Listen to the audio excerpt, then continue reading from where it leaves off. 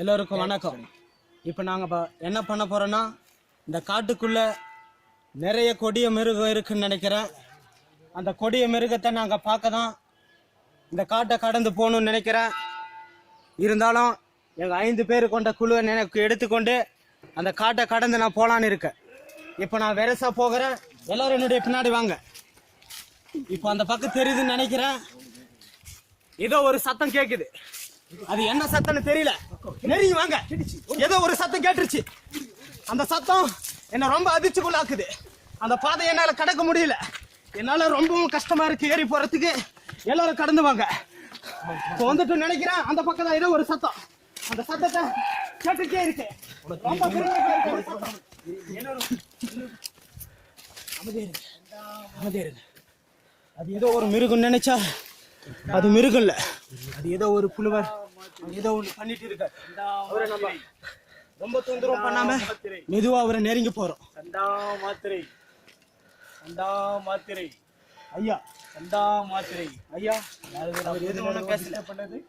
ஏதோ முனிவர் ஐயா, நீங்க என்ன பண்ணிட்டு இருக்கீங்க? நாங்க இங்கதான் இருக்கோம். எத்தனை காலமா இருக்கும்? பல நூற்றாண்டுக்கான இந்த இடத்துல எந்த ஒரு தொலைநோக்கு இல்லாம யாரால எதுவுமே கண்டுபிடிக்க முடியாது. நீங்க மட்டும் இந்த இடத்துல எப்படி வாழ்றாங்கன்னு எங்களுக்கு சொல்லுங்க ஐயா. நாங்க இந்த காலத்துல ரொம்ப காலமா இங்கதான் இருக்கோம். உங்க தாத்தா காலத்துல இருந்து இங்கதான் இருக்கிறோம். உங்களுக்கு உணவு எப்படி, நீங்க எப்படி இங்க வாழ்றீங்க? என்ன எல்லாம் இங்க இருக்கிற பறவைகள் எல்லாம் அதுதான் சாப்பிடுவோம். நீங்கள் எப்படி வந்தீங்க? நீங்கள் தலைமையா இங்க நிறைய காலமா இருக்கிறீங்க ஐயா. ஆமாங்க ஐயா, 120 காலமா இங்கதான் இருக்கிறோம். அப்படி என்ன பண்ணிட்டு இருக்கு இந்த காட்டுல? ஜபம் பண்ணிட்டு இருக்கிறோம். என்ன ஜபம் எங்களுக்கு சொல்ல முடியுமா? அது நீங்கள் கத்துக்க முடியாதுங்க ஐயா. இல்ல எங்களுக்கு சொன்னீங்கன்னா நிறைய பேர் வந்து இருக்கோம், ஏதோ ஒரு தெரிஞ்சுட்டு போகும். இல்லைங்க, பல நூற்றாண்டு எங்க தாத்தா எங்க அப்பா வலுமுறையா கற்று வந்த பண்படுங்க ஐயா. இது சொல்ல முடியாது இதெல்லாம். புரியுதுங்களா? நானு எங்க பிறக்க போற குழந்தை எல்லாம் நாங்க இங்கதாங்க ஐயா இருக்க போறோம். நீங்க எப்படி வந்து நடந்து காட்டுக்குள்ள யாரும் காட்டுக்குள்ள ஏதோ ஒரு கவர்ச்சியான ஒரு சத்தம், ஏதோ ஒரு விளிம்பு ஏதோ என்னை நோக்கி இங்க வர வச்சுது. வந்து பார்த்தா உங்கள மாதிரி ஒரு அதிசயமான ஒரு புலவர் இருந்தீங்க. அதனாலதான் இங்க வந்தேன். அந்த சத்தத்தை கேட்டுதான் எங்களை அந்த விசை தான் எங்களை இழுத்துட்டு கொண்டு இந்த காட்டுல அடைந்த விலங்குகள் அதிகமா இருக்கிறது. மனித நடமாட்டமே இல்லாத காடு இது. ஆமா, நீங்க எப்படி வந்தீங்க? எத்தனை பேர்? யாரு நீங்க? எந்த ஊர் நீங்க? நாங்க ரொம்ப தொலைவில் இருந்து வரோம் ஐயா.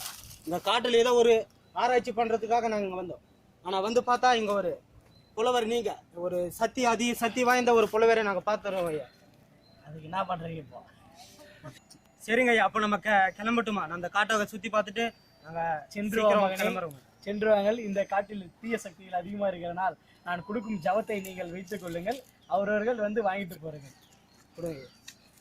ஓம் வசந்த பவான், ஓம் ஜெயந்த பவான், ஜெண்டா மாத்திரை, ஓம் ஜெண்டா மாத்திரை, ஓம் ஜெண்டா மாத்திரை, ஓம்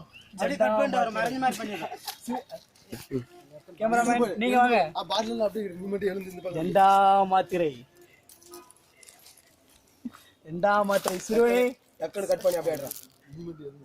சிறுவர்களே அனைவரும் சென்று வாருங்கள். என்றும் இந்த கடவுள் துணை இருக்கும்.